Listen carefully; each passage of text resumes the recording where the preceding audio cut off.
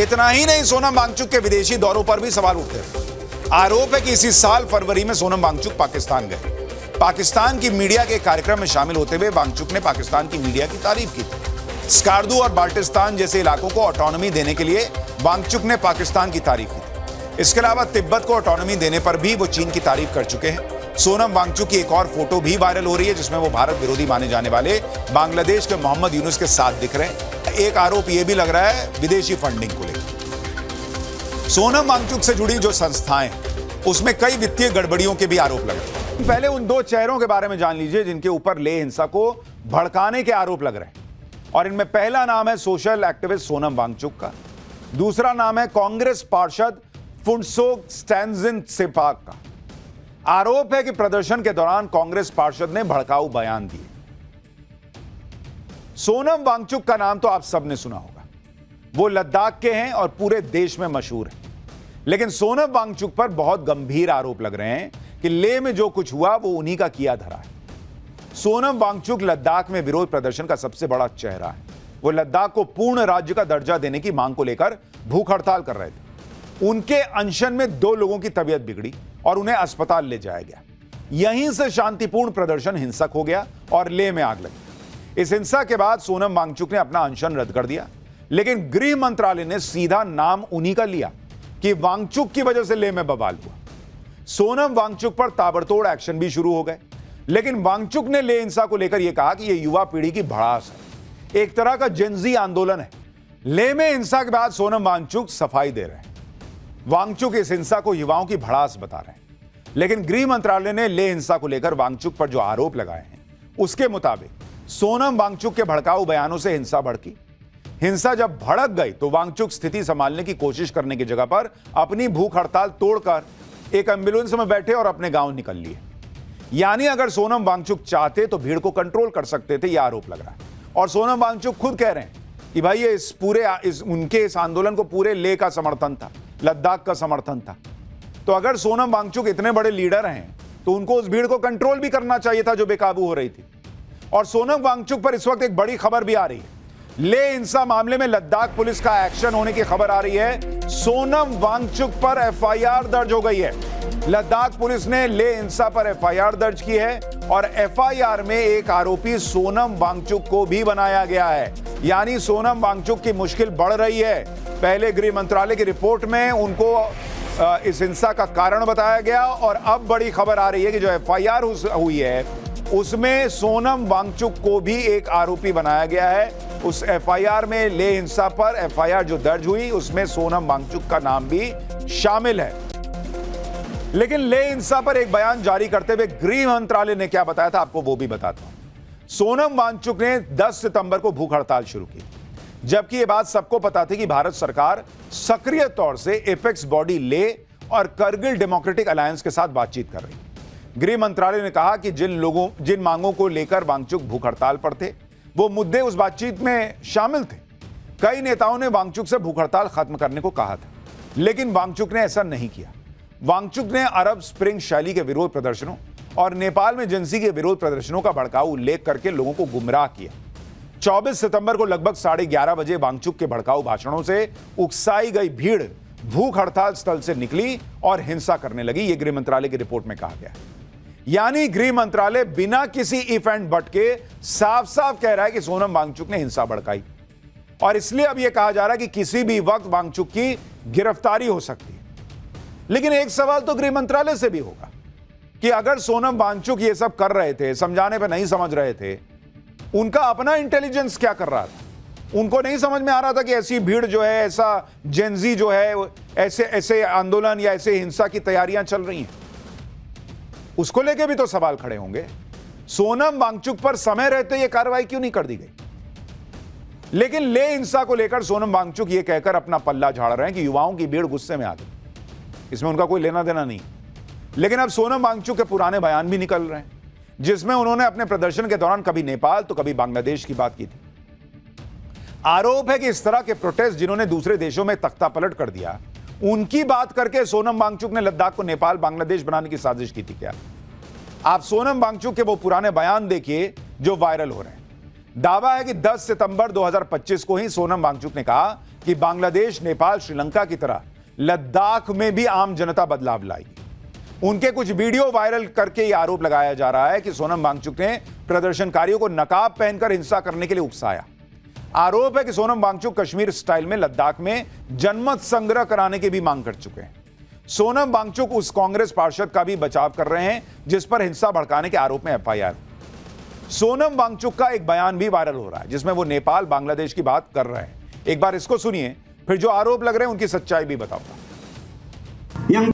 यही वो बयान है जिनको लेकर सवाल उठ रहा है कि अगर सोनम वांगचुक खुद शांतिपूर्ण तरीके से भूख हड़ताल कर रहे थे तो जो सुनने आए थे उनको ये क्यों कह रहे थे कि श्रीलंका, नेपाल और बांग्लादेश जैसा यहां पर बदलाव आ जाएगा?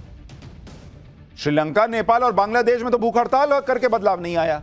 वहां तो हिंसा हुई, आगजनी हुई, तोड़फोड़ हुई, मारापीटी हुई, पब्लिक सड़क पर आ गई, देश जलाने लगी। तो जब आप अगर खुद भूख हड़ताल में विश्वास रखते हैं तो जो सुनने आए थे उनको उन देशों का उदाहरण क्यों दे रहे थे? यह सवाल पूछा जा रहा है। सोनम वांगचुक के ऐसे ही बयान को लेकर उन पर गंभीर आरोप लग रहे हैं। सवाल उठ रहे हैं कि कहीं वो विदेशी ताकतों के हाथ में तो नहीं खेल रहे। पिछले साल मार्च में जब लद्दाख में भारत और चीन की सेना बॉर्डर पर आमने सामने थी, तब सोनम वांगचुक ने यह धमकी दी थी कि अगर चीन लद्दाख में घुसने की कोशिश करेगा तो हम चीन से नहीं लड़ पाएंगे। सुनिए। यहाँ के एक फेमस कॉमेडियन हैं जिन्होंने कहा कि जब चीन घुस आता है तो लद्दाख के लोग जान देकर रोकते हैं, मगर अब अगर भारत सरकार हमारे लिए कुछ नहीं कर रहा है तो अगली बार वो आए तो हम उनको रास्ता दिखाएंगे, हम रोकेंगे नहीं। हम जान क्यों दे जब हमारा कोई संरक्षण नहीं हो रहा है। लद्दाख के लोगों में एलियनेशन और फ्रस्ट्रेशन आना भारत के लिए अच्छी बात नहीं है। अगली बार किसी युद्ध में लोगों में जज्बा कम दिखे, वो स्वयं सेवक बन के न निकलें, तो इसका जिम्मेदार सरकार खुद होगी। सोनम वांगचुक का एक पक्ष अगर सही भी हो सकता है कि वो सरकार को जगाने का प्रयास कर रहे थे, तो दूसरा पक्ष ये गलत लगता है कि वो जो उदाहरण दे रहे हैं वो ठीक नहीं। कि अगर सरकार हमारे लिए, लद्दाख के लोगों के लिए कुछ नहीं कर रही है तो लद्दाख के लोग चीन से जब लड़ने का मौका आएगा तो घर से ना निकलें, तो आप उस पर आश्चर्य मत कीजिएगा। क्यों ना निकलिएगा बॉस? अगर देश आपके लिए कुछ नहीं कर रहा है तो आप देश को छोड़ दीजिएगा। घर में अगर माँ बाप आपके लिए कुछ नहीं कर रहे हैं तो आप छोड़ दीजिएगा कि ना अब तो हम घर में कुछ हो जाए, चोर आ जाए, डकैत आ जाए, हमको कोई फर्क नहीं पड़ता, होने दो, जाओ जाओ ले लो, उधर पैसा रखा ले लो। ऐसा करते हैं आप अपने घर में। तो लद्दाख के लोगों का भी घर है ना भारत। सरकार से आपको नाराजगी है, इलेक्शन में बदल दीजिए सरकार, लेकिन चीन घुसेगा और हम कुछ नहीं करेंगे, यह कैसे चलेगा? इतना ही नहीं, सोनम वांगचुक के विदेशी दौरों पर भी सवाल उठते रहे। आरोप है कि इसी साल फरवरी में सोनम वांगचुक पाकिस्तान गए थे। पाकिस्तान की मीडिया के कार्यक्रम में शामिल होते हुए वांगचुक ने पाकिस्तान की मीडिया की तारीफ की थी। स्कार्दू और बाल्टिस्तान जैसे इलाकों को ऑटोनॉमी देने के लिए वांगचुक ने पाकिस्तान की तारीफ की थी। इसके अलावा तिब्बत को ऑटोनॉमी देने पर भी वो चीन की तारीफ कर चुके हैं। सोनम वांगचुक की एक और फोटो भी वायरल हो रही है जिसमें वो भारत विरोधी माने जाने वाले बांग्लादेश के मोहम्मद यूनुस के साथ दिख रहे हैं। इस पर सोशल मीडिया पर लोग सवाल उठा रहे हैं कि क्या सोनम वांगचुक की चीन, पाकिस्तान, बांग्लादेश से नजदीकी है। हालांकि ये फोटो कब की है ये तो अभी पता नहीं। और मोहम्मद यूनुस तो कोई आज ना बने भाई बांग्लादेश के केयरटेकर पीएम, उसके पहले किसी के साथ फोटो खिंचा लेंगे तो उसकी कोई सेटिंग गेटिंग है। सोनम वांगचुक पर जो गंभीर आरोप लगे हैं उनमें एक आरोप यह भी लग रहा है विदेशी फंडिंग को लेकर। सोनम वांगचुक से जुड़ी जो संस्थाएं, उसमें कई वित्तीय गड़बड़ियों के भी आरोप लग रहे हैं। सोनम वांगचुक HIAL यानी हिमालयन इंस्टीट्यूट ऑफ ऑल्टरनेटिव्स नाम की संस्था के फाउंडर हैं। साल 2023-24 में इस संस्था को 6 करोड़ की डोनेशन मिली और अगले ही साल ये डोनेशन 15 करोड़ हो गई। आरोप लग रहा है कि HIAL के 7 बैंक खाते हैं जिनमें से 4 अघोषित हैं। आरोप है कि इस संस्था के पास विदेश से करीब 1.5 करोड़ रुपए आए, लेकिन इस संस्था के पास FCRA का पंजीकरण नहीं है जो विदेश से पैसा मंगवाने के लिए जरूरी होता है। एक और कंपनी है जिसका नाम शेश्योन इनोवेशंस प्राइवेट लिमिटेड है। इसके डायरेक्टर वांगचुक और उनकी पत्नी है। आरोप है कि HIAL से करीब 6 करोड़ रुपए का ट्रांजैक्शन वांगचुक ने अपनी निजी कंपनी में कर लिया। शेश्योन इनोवेशंस प्राइवेट लिमिटेड के भी 3 बैंक खाते हैं जिसमें से 2 अघोषित हैं। उनसे जुड़ी हुई एक और संस्था है सेकमॉल यानी students educational and cultural movement of Ladakh. इस संस्था के पास 9 बैंक खाते हैं जिसमें से 6 अघोषित हैं। सोनम वांगचुक के अपने 9 बैंक खाते हैं जिसमें से 8 अघोषित है, यह भी आरोप लगा। आरोप है कि इन अघोषित बैंक खातों में विदेशों से बड़ी रकम डाली गई। अब इन आरोपों को लेकर सवाल उठ रहे हैं कि क्या सोनम वांगचुक को हिंसा भड़काने के लिए विदेश से पैसा भेजा गया था? क्या सोनम वांगचुक के पीछे कोई विदेशी ताकतें हैं जो भारत को नुकसान पहुंचाना चाहती हैं?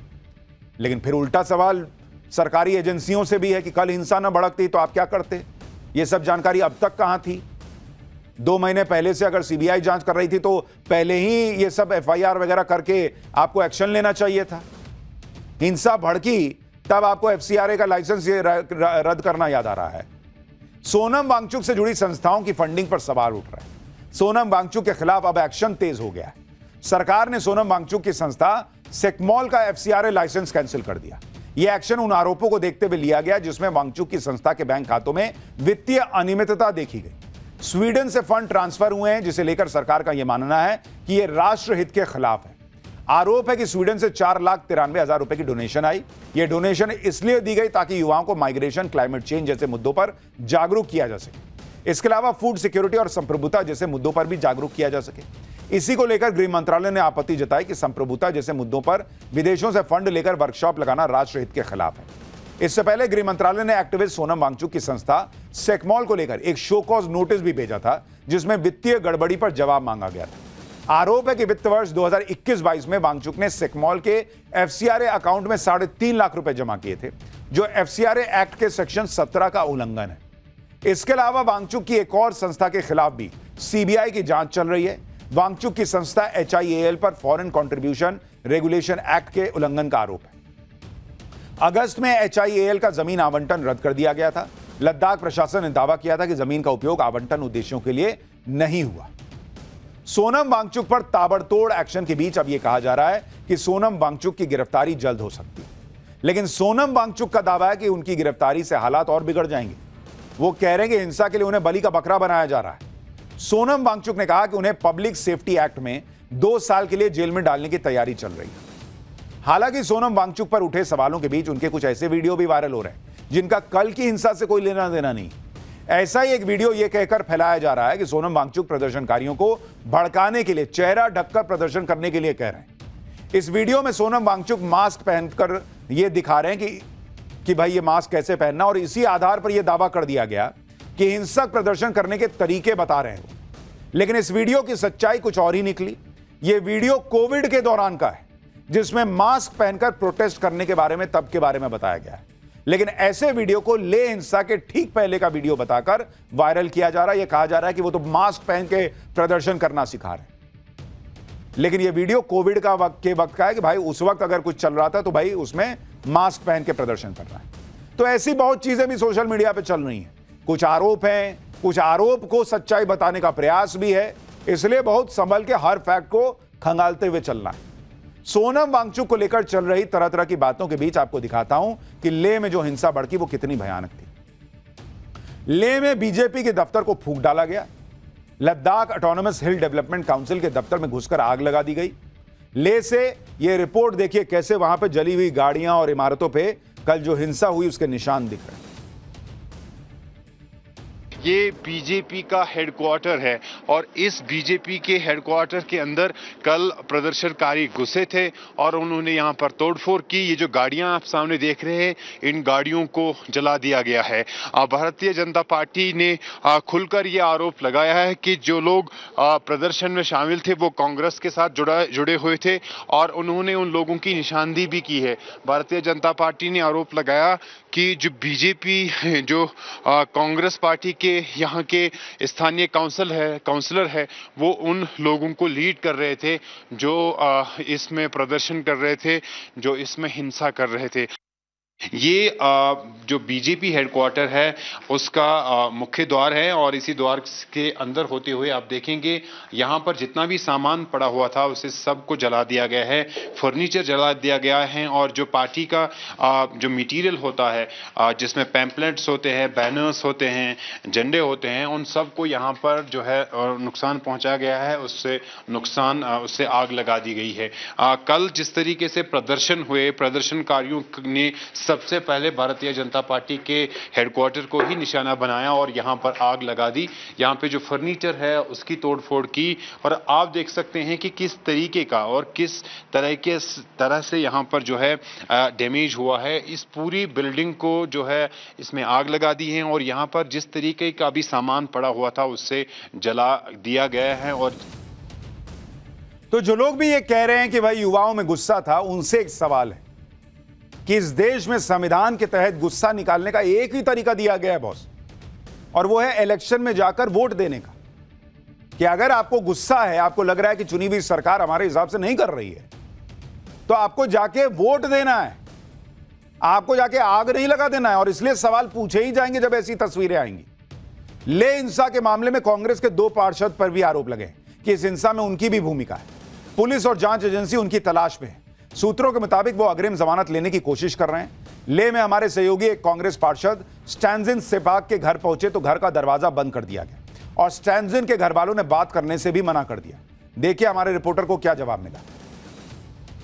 हम इस समय ले अपर में हैं और यहीं पे घर है कांग्रेस काउंसलर का, जिनके खिलाफ आरोप ये हैं कि वो इस प्रोटेस्ट को लीड कर रहे थे। भारतीय जनता पार्टी के लीडर अमित मालवीय ने एक एक्सपोस्ट के जरिए क्लेम किया और फोटोग्राफ्स डाल दी कि कांग्रेस ले के अपर के जो मेंबर हैं वो इस प्रोटेस्ट को लीड कर रहे थे। ये उनका घर है और लद्दाख पुलिस आप देखेंगे वो भी लगातार इस एरिया से गश्त लगा रही है और कोशिश की जा रही है कि जो काउंसलर स्टेजन सेपा है उसको इन्वेस्टिगेशंस में शामिल किया जाए, उसको बुलाया जाए, उससे। इधर ले हिंसा को भड़काने वालों के खिलाफ ताबड़तोड़ एक्शन हो रहा है। दूसरी तरफ विपक्ष के नेता इस हिंसा के लिए नरेंद्र मोदी को घेर रहे हैं। जैसे अरविंद केजरीवाल ने लद्दाख को लेकर एक लंबा चौड़ा सोशल मीडिया पोस्ट किया और कहा कि देश के लोकतंत्र को बचाना है तो इस तानाशाही के खिलाफ अब चुप नहीं बैठा जा सकता। आज लद्दाख की लड़ाई कल पूरे देश की लड़ाई बन सकती है। इसी तरह इंडी गठबंधन के नेता फारूक अब्दुल्ला भी हिंसा को यह कहकर जायज ठहराने की कोशिश कर रहे हैं कि ये जो युवाओं का गुस्सा है उनके दिल की आवाज है। फारूक अब्दुल्ला ने कहा कि सरकार जल्दी ही बातचीत का रास्ता निकाले, फिर से चिंगारी ना लग जाए। सुनिए क्या कह रहे हैं वो। बातचीत का रास्ता जल्दी से इख्तियार कीजिए, इंतज़ार न कीजिए कि फिर से इसमें चिंगारी लग जाए। मैं नहीं समझता हूँ इसमें कोई जमात है जो इसके पीछे है, क्योंकि आप ये कहेंगे कि ये बाहर से आ रहे हैं। मैंने पहले भी ये देखा है, जब भी यहाँ कुछ होता था कहते ये बाहर से आ रहा है।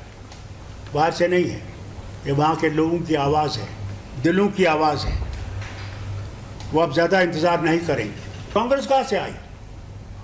कांग्रेस तो वहाँ 5000 क्या 10 आदमियों को जमा नहीं कर सकती। ये कांग्रेस का नहीं है, वहाँ लोगों के खुद के दिलों की आवाज़ है। किसी के ऊपर उंगली मत उठाइए।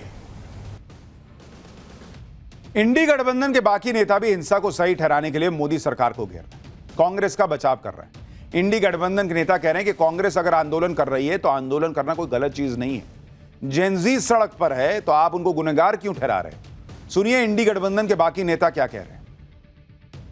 ऐसा है कि यहाँ जो कुछ होगा ना वो सब कांग्रेस पार्टी कर रही है, मोदी जी कुछ नहीं कर रहे हैं। मोदी जी सिर्फ आरोप लगाने बैठे हैं। जब मोदी जी खुद प्राइम मिनिस्टर नहीं थे तो जो बातें उन्होंने बोला है उसके सब उल्टा कर रहे हैं वो। ऐसा नहीं है कि सिर्फ आप जो है आप आरोप कांग्रेस पे करते हैं। कांग्रेस अगर आंदोलन कर रही है तो आंदोलन करना कोई गलत चीज नहीं है। जिस सड़क पर है तो आप उनको गुनहगार क्यों ठहरा रहे हो? उनके ऊपर क्यों गोली चला रहे हो? ये भारत के सीमावर्ती राज्य है, खास करके चाइना बॉर्डर है। वहां की युवाओं को आप शांत नहीं कर सकते, उनका आप समाधान नहीं कर सकते। आप काहे के विश्वगुरु? काहे के? जनता आक्रामक है, जनता के मन में असंतोष है तो बाहर आ जाएगा। आप उनको दबा नहीं सकते। गोलियां घटिया आदतों से बाज आए भाजपा। अपनी असफलता नहीं बताएंगे कि केंद्र की सरकार है आपकी, केंद्र शासित है, वहां आप नियंत्रण नहीं कर पाए। आप ही ने तो राज्य का दर्जा छीना था जम्मू कश्मीर का, और आज कांग्रेस पे इल्जाम लगा रहे हैं। देखिए, जेनजी के प्रदर्शन के नाम पर यह जो हुआ वो गलत हुआ। इस देश में हिंसा की कोई जगह नहीं है बॉस, ये क्लियर कट है। जिसके मन में जितना भी गुस्सा हो आप ये आगजनी नहीं कर सकते। आप इस तरह से किसी का दफ्तर, किसी भी पार्टी का आप फूंक नहीं सकते। जेनजी हैं तो उतरिए, आप पार्टी खड़ी कर लीजिए, आप चुनाव लड़िए। अगर आपको लगता है आप वोट देके सरकार बदल दीजिए, लेकिन आप आग लगा देंगे, हिंसा कर देंगे, ये नहीं हो सकता। लेकिन दूसरी तरफ सरकार से भी सवाल है कि बार बार अगर ऐसी घटनाएं हो रही हैं, जेनजी का आंदोलन को कुछ नेता भड़काने का प्रयास कर रहे हैं, तो उन पर एक्शन कब होगा? इंटेलिजेंस कहां तक ऐसा कुछ हो सकता है? ये सवाल तो पूछा जाएगा।